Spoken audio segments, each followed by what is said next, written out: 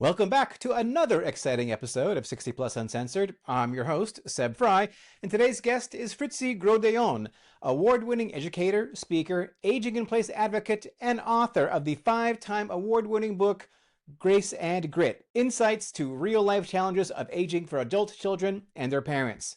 She went on to found Household Guardians, helped develop the Senior Home Safety Specialist certification at Age Safe America, was named NAHB Educator of the Year, that's National Association of Home Builders Educator of the Year, and continues to train professionals across the country through the CAPS program, Certified Aging in Place Specialist. If you've ever wondered whether your home is truly ready for the next chapter of life, this episode is going to give you a lot to think about. So without further ado, let's get into it. Fritzi, thank you so much for joining me here today on 60 Plus Uncensored. I'm really excited to have you here. Now, for those of our audience who may not be familiar with you and your work, maybe take a minute or two and tell us who is Fritzi Gros-Daillon, and maybe how to actually pronounce your name correctly for starters. Okay, great. Thank you. I am excited to be here today. And you actually did a great job with the Gros-Déon part of my name. So I will give you the other introduction if it doesn't go that well. And here it goes. So thank you for attempting to pronounce Gros-Déon. The fact of the matter is that if we think about Prince, Madonna, Beyonce, Cher, they have one name. If you remember me as Fritzi, then we're all set.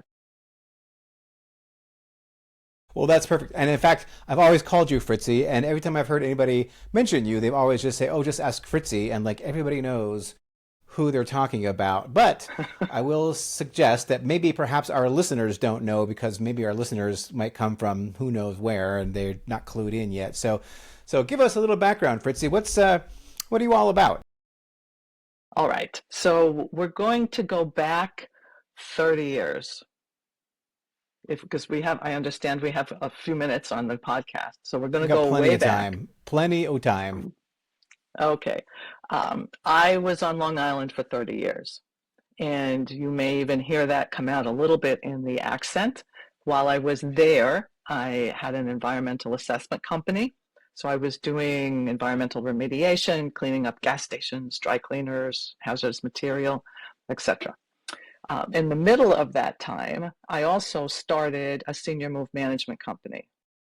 And I started in 2001, and I believed that I was like an innovator, like the first person in America to think about doing downsizing, packing, and helping seniors, older adults, move from their homes of a long time, typically, into assisted living, and then unpacking, setting up their new home to the best that we could to match with what could fit in that space.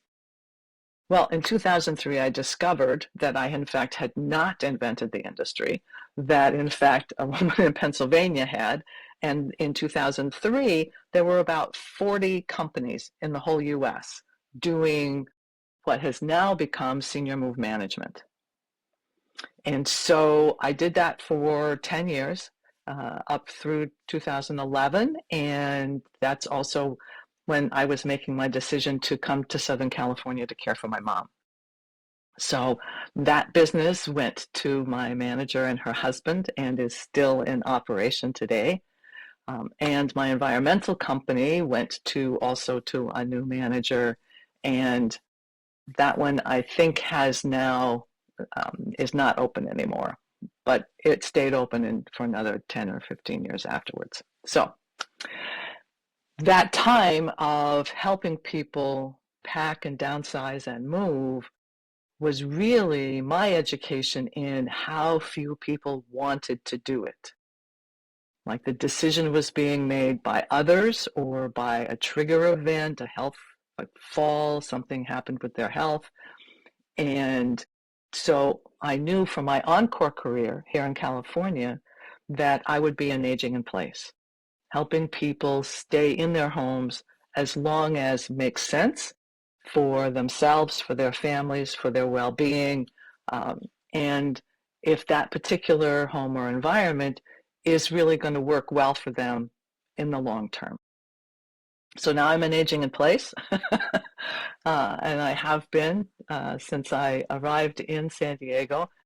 So I teach for the National Association of Home Builders, their Certified Aging in Place course. And I am now, also since I've been here in California, I did write a book called Grace and Grit about those challenges of my senior move management years. I also co-founded Age Safe America in 2015, and we have recently sold that. We have a new owner, and I am consulting with Age Safe America now still. So that part is exciting. Age Safe America has a catalog of training courses for some for families, some for individuals, most of them are for professionals in this space, some certification courses and some certificate courses. So for those 10 years, from 2015 until last year, I was curriculum development training director for Age Safe America. But I'm still an advisor to them, so that's great as far as I'm concerned, and it's helped us transform some of that original training that I did into some really great, much more 2026 versions of that same training. So that part's exciting.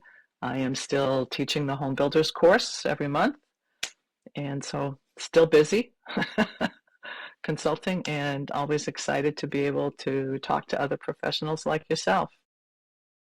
And Right. now I live in Northern California. Oh, you live in Northern California. Oh, me too. Where do you live in Northern California? Yeah. I live in Fort Bragg. Fort Bragg. Oh, that's super Northern California. That's hardcore Northern Yeah, California. that's yes. So from a suburban Southern California to a rural environment is a very different lived experience for me. We have 7,000 people in town. We have one supermarket, and then we have some smaller markets. Our post office is open Monday through Friday, not the regular hours that you would expect for a regular post office. So it's my new rural community is a different lifestyle for me, and it's lovely. And because we have the gift of this technology, I'm busy. I'm working all the time, but in the morning I have to make sure the apple core out for the deer, and the seeds are out for the birds, and taking the suet in at night so the bear doesn't come onto the deck, and that kind of thing.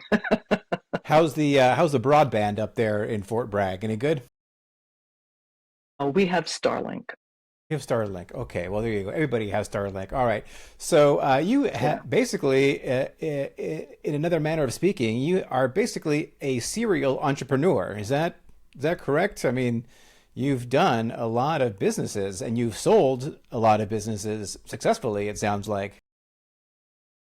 Yes, actually, that's a very keen observation on your part, because just post-COVID, just when we were still having to wear masks, but not quite as much, I had a chance to go to the University of Southern Utah University and speak to their entrepreneurial program. So college students, it was really great fun. And that's when it dawned on me a couple of years ago, as I was describing my own career and adapting from corporate world, from banking into this entrepreneurial chain, what that looked like and what some of the challenges were. So you're right. I'm like Honey Nut Cheerios. I'm a cereal. You're a cereal, exactly. All right. So I want to talk about how you moved to San Diego to care for mom. So, is it safe to say then that your mom was maybe your first customer when it came to like aging safely? Um, my mom became my first customer actually in '03. Um, the same year my husband passed away, my dad passed away. So she and I were both widowed for the second time in our lives. And she was aging in place. So I was a long distance caregiver from '03, and when by 11, she needed some more on-site support. And so my plan was to sell the businesses or transfer the businesses to other owners and come. And she actually passed on my 60th birthday in 11, just about 4 months before I moved here. So I didn't actually get all of the transactions completed, and I did not get to Southern California until the spring of 12. Okay. All right. Yeah. But But in even the so, interim, she right. was my customer. She Yes. was your customer, right? So Mm-hmm. you're doing basically remote caregiving, essentially. Mm-hmm. So Um, a lot of people I have was. challenges with remote caregiving. So what can you tell us about Yes. remote caregiving? How do you successfully care for somebody so far from home? Okay. So this is a perfect opportunity for me to suggest that people look at the NAIPC book, the third edition of Difficult Conversations. That one is a book compiled of lots of chapters about support for caregivers. It's the caregivers edition of that book. And actually, that's the chapter that I wrote in that book, was about long distance caregiving. So a couple of things happen. One is you're still there some of the time. So you're there on holiday, you make vacations, your vacations feel like work to you and not vacations. um, and so you spend the time when you are together and really kind of doing all of those assessments. So sometimes you actually can get like a professional assessment or concern, but you're beginning to build for yourself that understanding of all of the local resources that are going to be there to support, like in my case, to support my mom. And she had significant vision challenges. She had gone to the blind school, even though she still had some vision. She graduated, went back as a volunteer. She worked at the senior center, and she went to one supermarket, and everything was within a 5 mile radius of her home. And that was our deal. She could still drive during the day to these particular locations. So we had a bit of a deal about that. We also had a daily communication. So she after my dad passed, we made sure she got a laptop and learned enough about how to communicate with her grandkids and with my brothers and I. And so every morning she would get up 6:30 in the morning her time, send me an email that says, "Good morning, I'm having my coffee, I'm going to go to the park and walk with my friends," whatever it was. And I knew if I was and I was early anyway, at my desk. So between 9:30 and 10 o'clock every morning, if I didn't see an email from my mom saying just the good morning part, then I was on the phone. Wow. I, you know, doing okay? Because but she knew that I was going to follow up right away. So now people have so many other creative ways to stay in touch. One of my students had a client, the mom didn't want any monitoring systems in the house, but she agreed to a Ring doorbell. So this mom, every morning she gets up, she goes out and says good morning in her doorbell, and her daughter gets the alert on her phone. So people, you work out systems um, of communication. So that's part of long distance caregiving. Another piece is really gathering those resources. So this is another place where NAIPC comes in, right? Looking up to see if there's chapters in the community where your family lives. You can Which find those resources. time out. What is NAIPC? I don't know that everybody knows what that is. I'm sorry, the National Aging in Place Council. Of which I'm a member, and you are a big grand poobah over there. That makes me sound like I'm a Macy's balloon or something, right? Grand Poopah, like somebody's got to. Well, Well respected NAIPC member. Do you actually have a formal title, or are you just? I'm on the board of directors this year, There so you I go. guess that counts as a formal That makes title. you a grand poobah. Uh, Yeah, that just makes me sound like a Macy's balloon. I'm sorry, but I they've referred to me also as like the grandmother of aging in place or something. I don't know. I mean, I started the NAIPC chapter in 2016 in San Diego, so that was one of the early ones back under the old administration and everything. So Right. anyway, um, so the other thing about long distance caregiving, I've got a couple now that you've got me started on that. Couple, just two more points, and then we can chat about anything. One is that oftentimes when you're far away, you feel guilty because you can't be there, and there's that conversation on the phone. I'm fine. I'm fine. I'm fine, right? And you know that the I'm fine is really not sharing what's really going on for your family member. And so you feel guilty because you can't be there, you can't, you know. So look for the part of the release of that guilt or the pushing out of the way and having it not weigh so heavy on us is know who your family member, who your mom or dad uses is their own support mechanism. Their own support mechanism sounds very sorry. Anyway, person, like is it the neighbors? Is there somebody, do they from their church? Is there somebody from the community garden or somebody from the library? Somebody else, you know, are there other people who know and check in on your mom or dad too? Or both of them if they're together, right? So there's ways to figure out who that is and then make sure that you can also be in touch with them. Because if something, a natural disaster happens, right, then you can't get there fast enough to really help. So that's the other reason that you want to keep it in mind is that. And, you know, having the conversation about the use of technology, that's very different. When I was worried about my mom and her falling, I wanted her to get one of the big pendants, you know, that you wear that says, you know, hit it and I've fallen and I can't get up. And she didn't want to do it.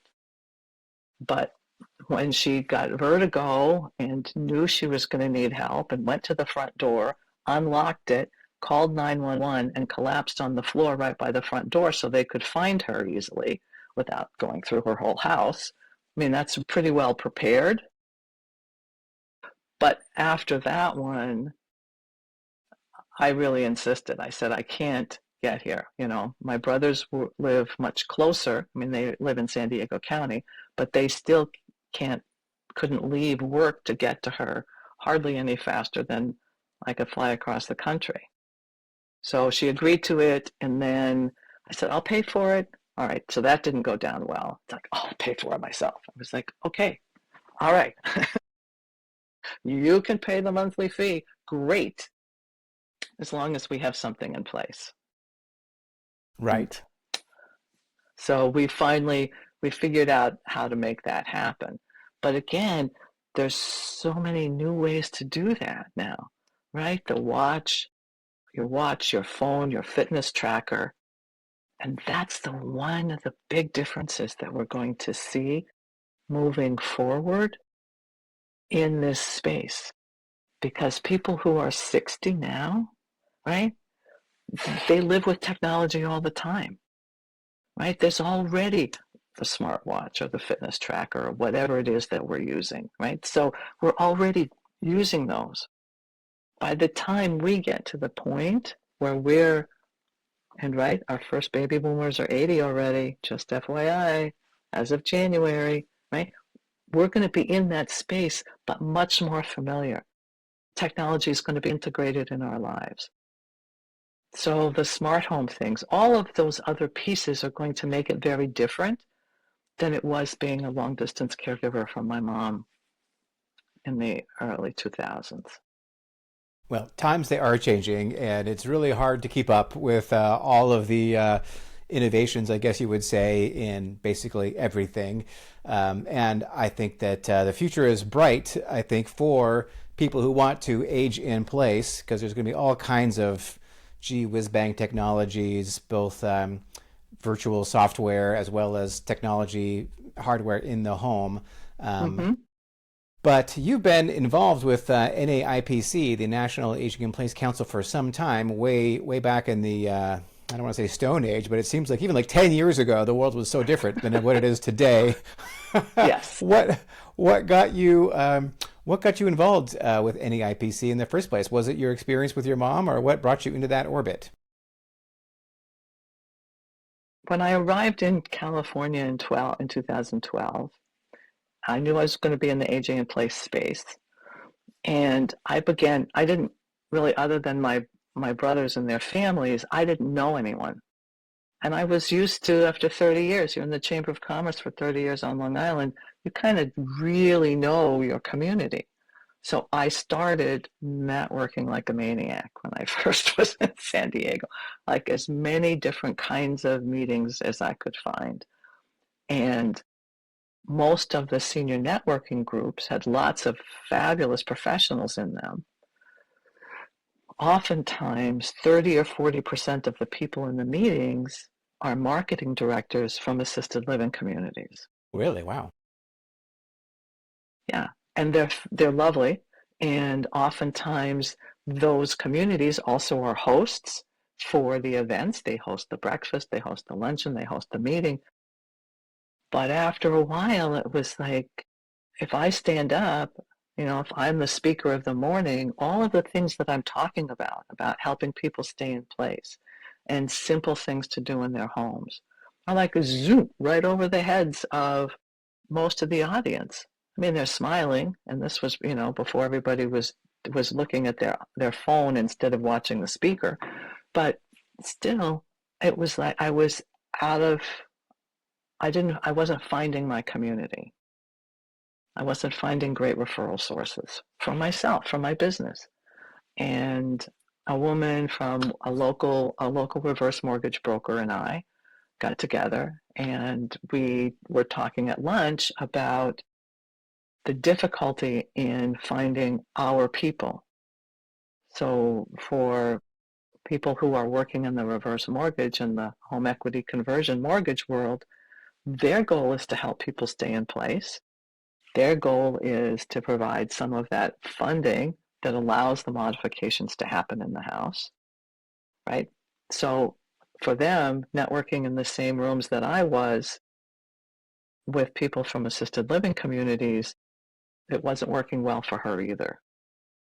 So we had looked it up. I've I did some research online, and we contacted the executive director at the time and said, okay, what are the rules? What do we need to do if we would like to be more formal and put together a group of people who are all professionals, but really working in that the goal is home space. So we put together the requirement to form a chapter is 10 members.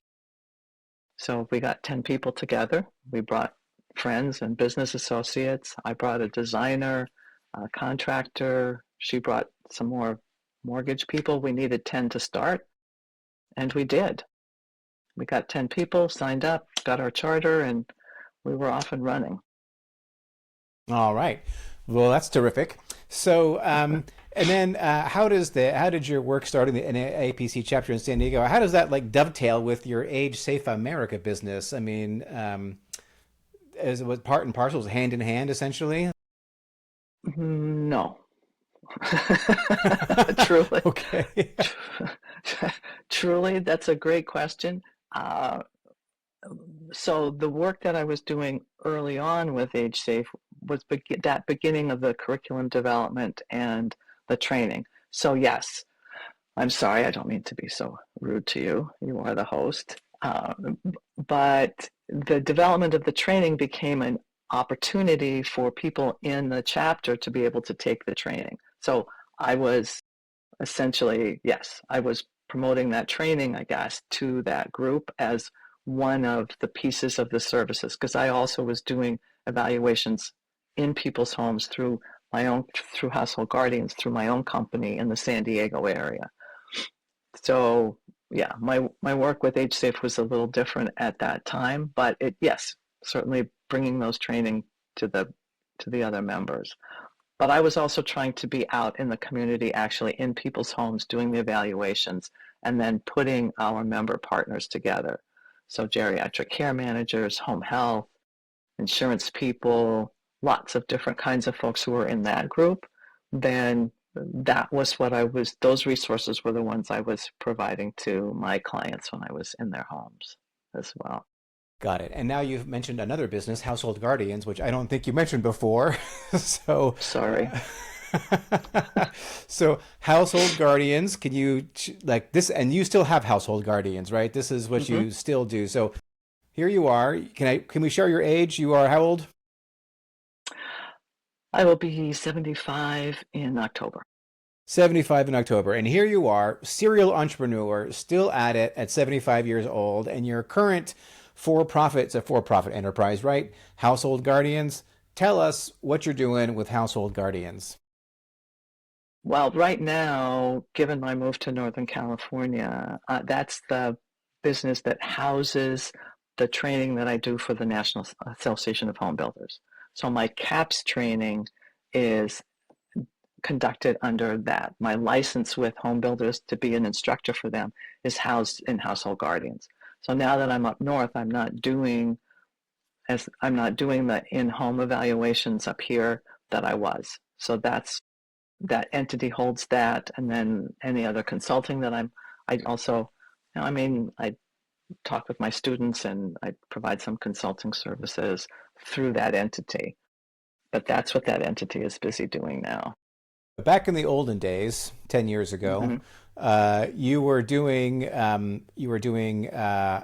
consulting for adaptations for homeowners in San Diego. Mm-hmm. Is that correct? Mm-hmm. Yes. Right. Okay. Yeah. And so Yeah. that CAPS training, the Certified Aging in Place Specialists, is what CAPS stands for.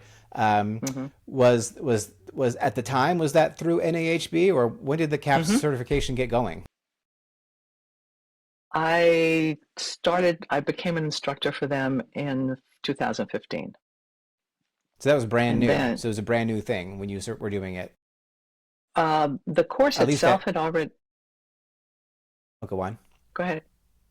No, I was going to say. So the CAPS certification itself is only been around for 10 years since 2016 or 2015. Actually, it started before that. It started like 2010, 2009. It was around for a long time. And when I was in San Diego, I got certified to become a licensed instructor with them in 15, and I only taught in person. I taught in person in a classroom at the Design Institute in San Diego once a month, and people would come into San Diego and take the training. But then we had COVID, and then there was a shift, and NAHB helped us adapt the curriculum so that we could teach it online. So it's the same, the course itself has been modified quite a lot since then, but it's still a 3-day program. But now it's live on Zoom, or sometimes I travel and I teach it in person. So I went to Pennsylvania, York, Pennsylvania, early February to teach a group there, a nonprofit, invited me in to teach their team. I'm going to Dallas in October to teach it to a large group there for the Housing Assistance Council That's cool. And how do you and get their to members. Dallas from Fort Bragg? And that's like that's a long, like, where's the nearest airport? Santa Rosa, it's Santa 2.5 Rosa, hours. 2.5 Yeah, you got to hours. go. Yeah, you got to go over the mountain, and then yeah, it's about Takes two a and a little half while. hours. It's some doing Yeah, it to does. get to. So you got to leave like 5 or 6 hours early to catch your flight to Dallas. So Yeah, yeah, and there's two. Well, now there's two. There were two airlines flying out of there. So you had X number of Alaska flights and X number of American flights, and Southwest has just come to the airport. So there's a few flights that are going to be new out of Santa Rosa. But like to go to Pennsylvania, the flight was originally from Santa Rosa to San Diego and then nonstop to DC. And then we were driving to Pennsylvania. But it was Super Bowl Sunday. It was fogged in. The flight went to Las Vegas and Chicago and lots of places on its way to DC. And when I went to Atlanta for for the National Aging in Place Council conference, and then I was speaking at the American Society on Aging conference the next day. So for that one, drove to San Diego because the flights to Atlanta were a lot easier to go out of San Diego, and then we get to see family for like the 24 hours between the drive and the flight. So it all Wow. works. Wow. That's a lot of time on the road. That's incredible. Yeah. Yeah. Well, I want to talk about aging in place. Okay. And I'll like everyone wants to age in place. There's not very many people who say I want to move into like an assisted living community or even into like a 55 and over community. I mean, like there's just not that much demand for either of those moves. Most people, almost everybody, 85, 90% of everybody, in my experience, they want to stay in their home basically forever, right? And Mm-hmm. I think that, I mean, maybe a lot of people aren't aware. Like, I just think like where my parents live, it is like every step is a landmine almost, right? Like every step is like you just lift your foot up a quarter inch, like not enough or whatever, you know, and there you go. You're falling over, you're breaking something, and yet they don't want to move. And so, can you just go over some of the basics with like how people can like cost effectively, easily adapt their home to, you know, more safely age in place over the long term? Like what are some of the common things people can do? So the first thing you want to do is, and I want you to be your own example, right?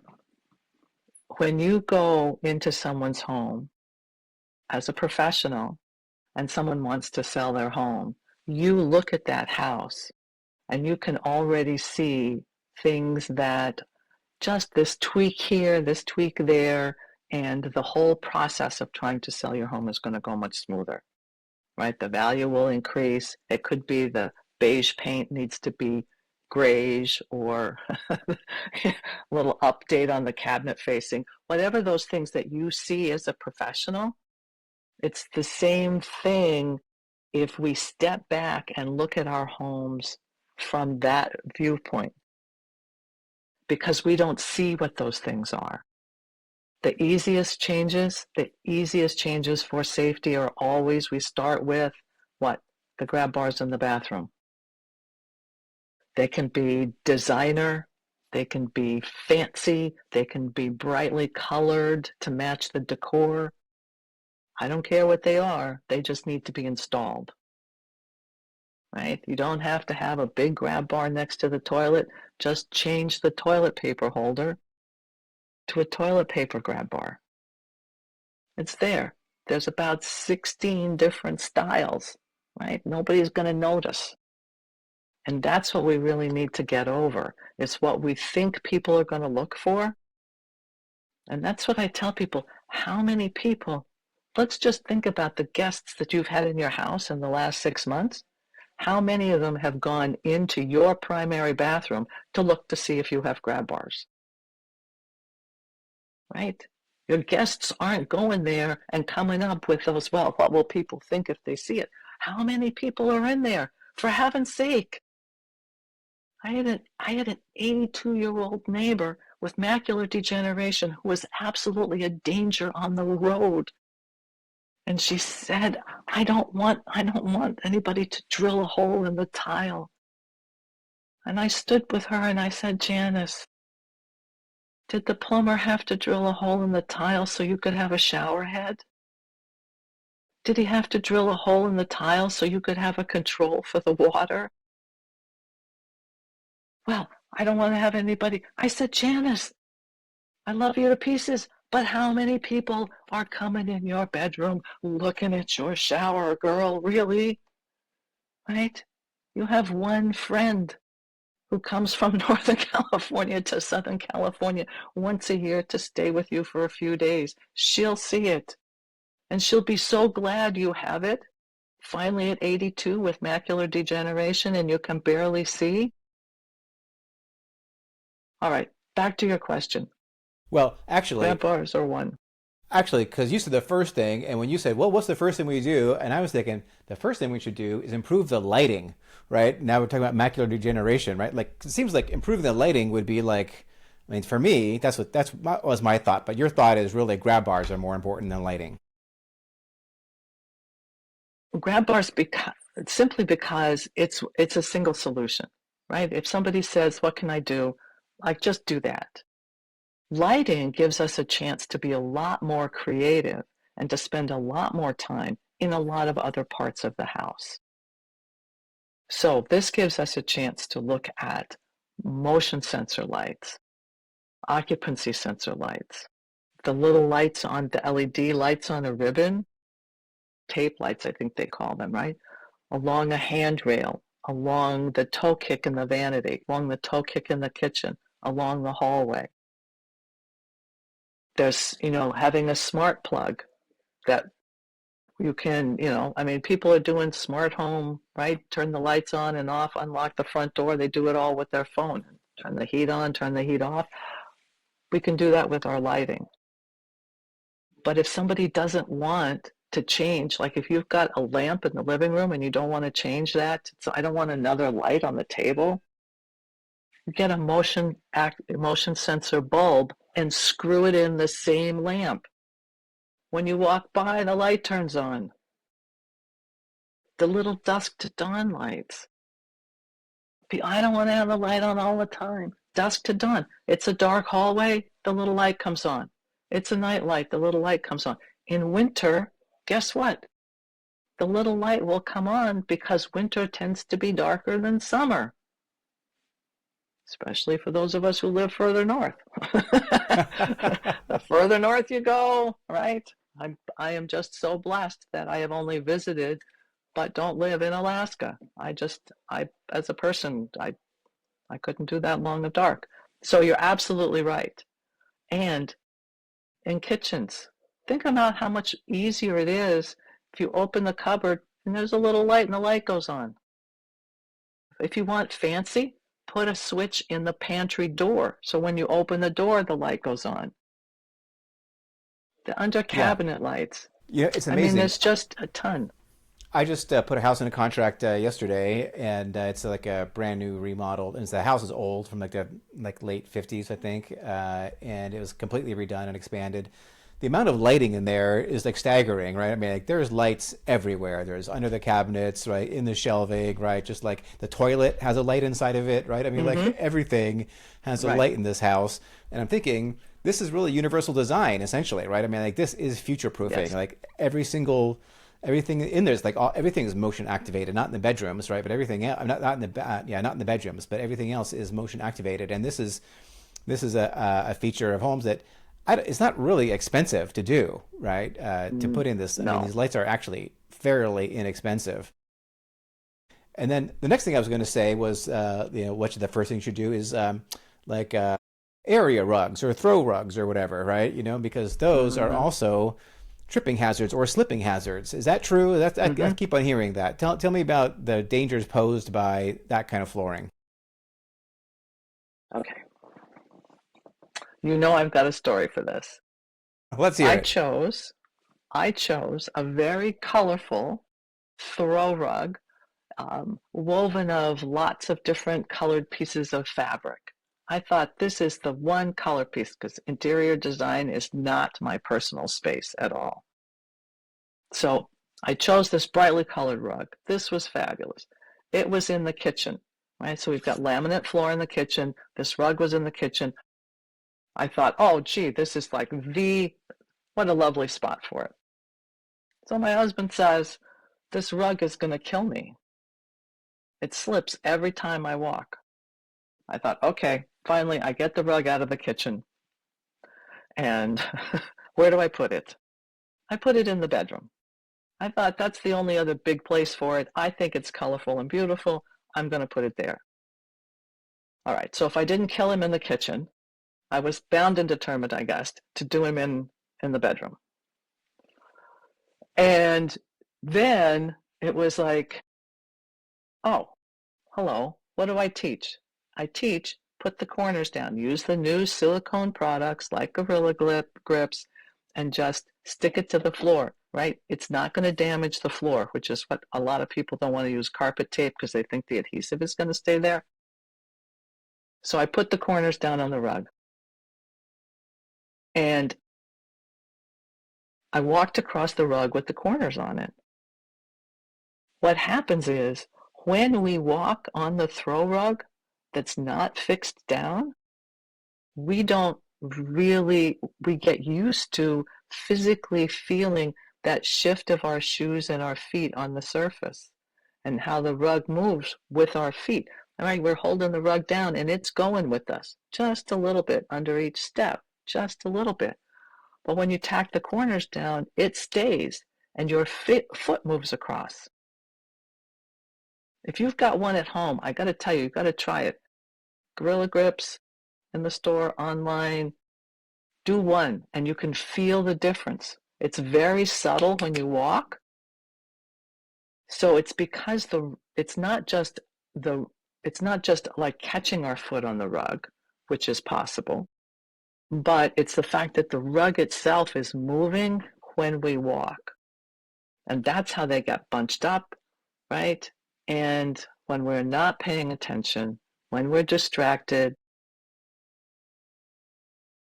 when we're carrying a piece of furniture, walking backwards on Christmas afternoon, and your shoe catches the rug that was not in the room anymore because the brightly colored one is gone from my house now. It's folded up neatly for donation, I guess. I don't know.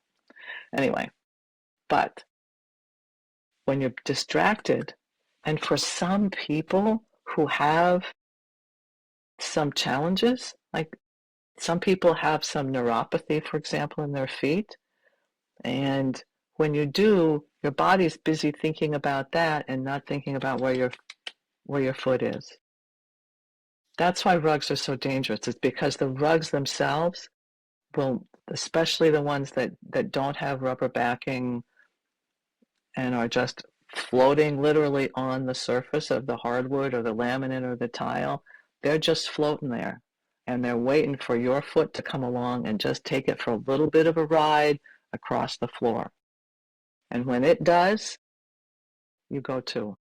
Yeah, yeah, and that could be horrific, especially for older people, right? Who maybe they don't even break anything, but maybe they try and stop their fall or whatever, and then they wrench their arm and they get a sprain or some kind of soft tissue injury, and that can even put you out for like a real long time. But getting back to the grab rails, one thing I hear people like, I can't find a stud, to like put the grab rail where it really should go. But I heard there's a new kind of like mount that they have that actually it's supposed to provide you enough strength just in drywall. Have you heard about those? Yes. What are those called? Yes. There's a variety of them depending on the manufacturer. And each of the manufacturers has their own system. And the generic name for that is hollow wall anchors. So that means you're not hooking to the stud, but the space in between two studs is essentially, for our purposes, called the hollow wall. It's not completely hollow. It's just that space is there, right? You've got the wall. You may have backing. You may have the tile covering it. But that space in between the studs is hollow wall. So Moen is one grab bar manufacturer. They have their own style. Togglers are another style. So there's a number of companies, Wing It, but all of the manufacturers will have either their custom one that goes with their bars, or they will have a suggested hollow wall anchoring system for their bars. Cool. So, I think a lot of the basic, like biggest bang for the buck stuff that needs to get done in order to make your house more friendly for aging in place doesn't really have to cost a lot. Like remodeling your kitchen and like bringing the cabinets doing a bunch of that stuff. I mean, that could be expensive. But a lot of the stuff that really is going to be, most important isn't necessarily going to be that expensive. but I think that a lot of people don't know where to start, right? Like, I mean, and they and like some people will just like, I'm going to call my handyman and have him install a grab bar or whatever, and that's maybe a good Mhm. place to start. But like, what if you want like a more holistic assessment of your house, like somebody like Household Guardians, which you that's I mean those are market to market. They're usually small companies, or are there big companies who do like household assessments for aging in place? Are there like does I don't know who does anybody do that? So yes, there are, and that's a piece that ties into Age Safe America, because people who take the Age Safe America training um, are trained to the senior home safety specialist. The focus is the assessment of the home, and so people all over the country take that training, and the Age Safe America will their new home score app is coming out that will be a mobile app that will make that whole assessment process easier. And they have a directory that you can look up in your area and see if you can find. They'll have companies listed. So there are some national companies, some national franchises that also do this work as and are trained to do this kind of assessment. So um, House Doctors, True Blue, House Care, Mobility Plus, Mr. Handyman, a number of those larger home maintenance franchises um, or home like Mr. Handyman, they are trained to do these assessments as well.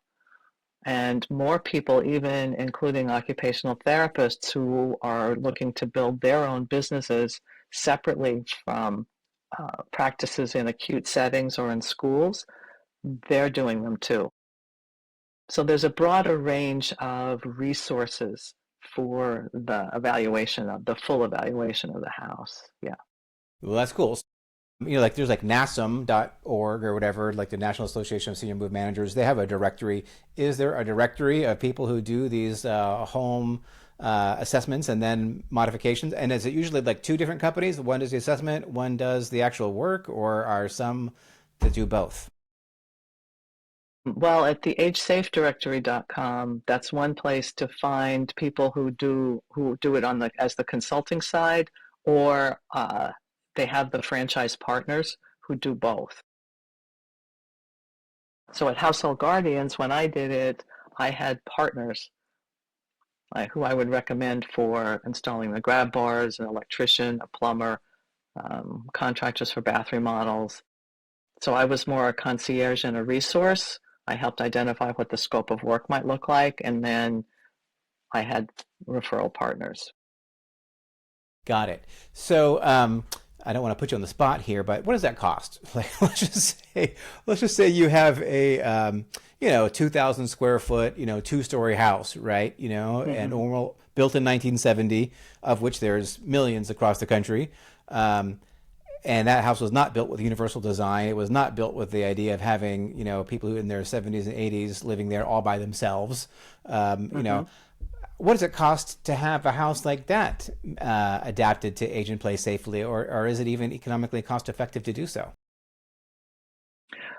All right. So the first is really assessing, and if it's at a large house like that and there's one person, you're really assessing the house, but also the spaces that they themselves are actually using, right? Because for some people, if their house is too big, they're not in the third or fourth or even second bedroom sometimes, right? Those are for guests, and so it depends on the lifestyle. Um, the Capable study that was run by Johns Hopkins years ago said that for the very basic with home modifications, the grab bars and some lighting, uh, could be a handrail, you could spend as little as $3,000 in a home and get the equivalent value of that fall prevention, which is $30,000 or more. So that study was done a while ago, and I know prices are up everywhere that we are. But it really depends on the scope of work that develops. Even if it's a standard 1970s 2-story home, there's still the consideration, do we have like a handrail on both sides of the stairs? We're not saying go with a stair lift. We're not saying you have to put in an elevator. Just, get a second handrail. Make sure the carpeting is tight. A lot of it is add all the lighting that you were talking about before. Put the grab bars in the bathroom. And you can really get a start toward that. And in some cases, like in our home, my husband had knee replacement surgery a year ago, November.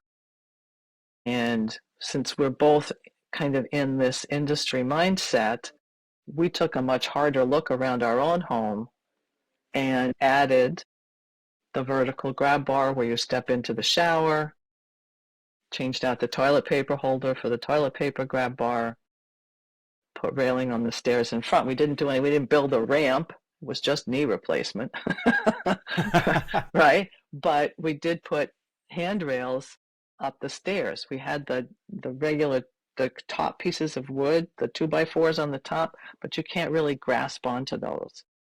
So he made some wooden handrails and we installed those. We moved the furniture around to open up, got rid of the gigantic coffee table that we got inherited with the house, and put in a small coffee table so there was more room to move around. So added some lighting, took out a transition strip that was in between the bedroom and bathroom, unnecessary, other than it covers up the gap between the flooring, but it was only going to, when he was using the walker, all it did was catch it. So that little transition strip came out. But our home doesn't look now any different. I mean, he's doing great. His knee healed beautifully, right? We're up and down these stairs all the time, but the handrail still comes out. It's still important. Right. Totally. So, so we have these directories, agesafedirectory.com, I believe you mentioned. And so like you find a company, say it looks good or whatever, but how do you like vet these companies? Do you need to vet them if they're on Age Safe Directory, or how can you tell like someone who's like really good versus just maybe new in the business or just not so good? Is there any way that people can know who's the best person to hire for their house? Well, there's oftentimes there's a lot of standard places that people can look. So on the Age Safe directory, the place to look is for the verified member symbol, and that will tell you that they are background checked. If you go to the National Association, the Aging in Place Council, right, every one of those members in those directories for those cities are background checked. And if the contractors are listed with NARI, the National Association of the Remodeling Industry, for example, if there's NARI chapters near you, NARI.org, right? All of those members are background checked. So there's a number of places for that. Here in California, you can also check the Contractor Licenses Board to see that the contractor, even if they're a handyman, they should have a contractor's license for the handyman class. And that will show any complaints officially filed. That will show if their insurance is current, all of their filings are current. There's the Better Business Bureau, right? I mean, a lot, and those are the places that have official background checks in place. I don't know what the Better Business Bureau does, but the others have background checks in place already. So those are good places to really get that full information. Right. To do a little due diligence on people that you Mm-hmm. might hire. So, okay, so we said, maybe it's only 3,000, but maybe just 30,000, right? Maybe it's a lot of money that you need, maybe because your house has more stairs or it's way out of compliance or who knows what. Is there like grant funding or like, because a lot of people who are seniors, they're on fixed incomes and not a lot of times those incomes aren't very large. Are there any government grants or private grants or whatever that you can get to help adapt your house to age in place? So the answer is yes. The first place you check is your own municipality. And I have to confess, I don't know how broad your listening audience is, whether It's it's like, worldwide. Okay, I don't know. great. All right, It's all at right. least North America wide, maybe Okay, so maybe including Canada. all right, I'm not as much familiar with the Canadian resources, but okay, so we've got a whole lot of choices here. First is locally. Find out if your municipality has a weatherization grant, an energy efficiency grant. Sometimes you can get a grant that will be forgiven, like it's a loan for the first 5 years, and if you haven't sold your house, it becomes a grant, so you don't ever repay those. So those are local resources. You can also go to organizations like Rebuilding Together and Habitat for Humanity to submit the projects that you might have other community resources to do for you, and there are other organizations like that. So where I was in Pennsylvania, there's an organization called servants.org, and they do home modifications. If you're living rurally, the USDA has home grants and they have home modification, remodeling loans and grants in rural communities. Then there's regular different kinds of financing through, like you could use some of the equity of your home sometimes, and there's different styles of ways to retrieve that equity. So lines of credit, conversion mortgages, there's a lot of different tools like that as well. So those are a few places to look. Well, that's very helpful. I'm going to go look. So, um, well, because I like to have all this information at my fingertips. So that's terrific. Now, what? How do you know it's time to pack it in? Right? I mean, like, how do you know when, like, like this house can't be like made like cost effectively to be safe to age in place, or maybe it's like when you yourself aren't really in a position where you should be alone, maybe in aging in place. Like, what are the signs that aging in place is, no longer appropriate for you?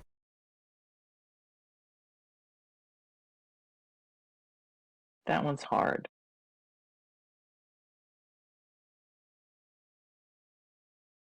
It's hard because unless there is a trigger event, we don't always acknowledge the gradual changes. We don't always acknowledge when our vision is really a problem until that vision problem perhaps has a name or a condition or something assigned to it. So having just wandering around the house and saying, well, does it work? Does it work? Well, you're going to manage, if you want to stay there, you're going to develop every possible workaround you possibly can to stay there. And so the decision is often driven by a trigger event, a family event, an opportunity sometimes when someone says, you know what, we're all concerned about you. And listen, if you sell the house, you can pay for the ADU that goes in our backyard and you can live right here with us in your own home, but close. So there's lots of those kinds of things that can come up for us. And the conversations that other family members may have with us, starting that. But oftentimes it has to be a trigger. Otherwise, I am going to figure out how to stay here no matter what. And for my mom, when she finally said to me, please just come live with me. Please help take care of me. By the time we had that conversation, her life was finished. She was done. And so I'd done all this work to prepare to come for her. It didn't work that way. Our plan didn't work out that way. It's a very hard question, and it's the same way. I've done workshops for people, and somebody will say, "I'm 72. When should I start doing these things?" And I'm like, "All right, this afternoon would be good. Tomorrow would be okay, but if you do something today, that's even better." And part of our problem is because our world, especially for boomers, our milestones have been defined by others, right? This is a typical retirement age. This is when Medicare kicks in. This is when Social Security kicks in. This is when your RMD is due. All of these things we've specified, but we haven't specified when do I pay attention to what my years are going to look like. When is it going to dawn on me that when I'm 60, I'm only 2/3 of the way through my life, right? Many of us are going to be blessed to be here when we're 90 or older. Right. Right. Well, your Right? mom must have made it pretty far, right? Sounds like. She got to 85. Yeah, that's pretty good. And she did it on her Yeah. own terms, right? I mean, living, Mm-hmm. in her house, which is phenomenal. I think that's basically the dream. So, well, Fritzi, thank you so much for joining me here today on 60 Plus Uncensored. We kind of got to wrap things up, but Okay. before we do, is there anything that I didn't ask you that I should have asked you or that you want to make sure that our listeners know about before we wrap it up? I want to just tell you what I was doing when I was 60. Okay, let's hear it. When I was 60, I was a licensed asbestos inspector, and I had taken my license from 19 years of experience in that particular industry and brought it to California. When I was 60, I was a lead-based paint inspector, X-ray gun, toolbox, the whole business. When I was 60, I was climbing on post office roof in Monterey, California, at the naval school there, the language school, because the 45-year-old man who was working with me was too scared to climb up the top of the fence by the lamppost to get onto that post office roof. So that's when I was 60. And so for your audience, 60 is such a vital time in our lives that we are so busy being 60, living the best we can. One afternoon, I'm carrying a ladder, walking up a street on a hospital property up to the parking lot, and I'm carrying this ladder, and I'm carrying my toolbox, and I'm walking up that hill, and I'm going, 60 is not the new 40 today, right? But the fact of the matter is, all of these things that we've talked about for aging, 60 is a chance that we have to take advantage of looking around, take advantage of putting those lights like you suggested, taking advantage of the fact that we're well and we want to continue to be that way. So add the handrail, do those things that will make 62 easier and will make 72 easier and will make 82 easier. Well, that is That's it. very good advice. So thank you so much for sharing that, and I appreciate everything that you have shared with us today. Well, it's been absolutely my pleasure because you're an amazing host. Just let me talk on and on. So thank you. Well, that makes it easy for me. If I don't really say anything, I could just sit back and learn and absorb everything that you or my other guests have to share. So, Fritzi, thank you so very much. I really appreciate you being on 60 Plus Uncensored, and I will catch you on the flip side. Thank you. All right, that's a wrap for this episode of 60 Plus Uncensored. Huge thanks to Fritzi Gros-Daillon for setting the tone with such honesty and insight. Now, if you like this episode, do me a favor, do Fritzi a favor. Hit that subscribe button, leave a review, and share it with someone you know who needs to hear it. Oh, and by the way, if you know someone over 60 like Fritzi who's still out there doing big things, living boldly, working with purpose, or aging on their own terms, I would love to hear from you. Reach out at team60plus.com or join the conversation at 60 Plus Living on Facebook. I'm Seb Fry, and this is 60 Plus Uncensored, because as we're learning, life after 60 isn't the end, it's just getting good. Subscribe now.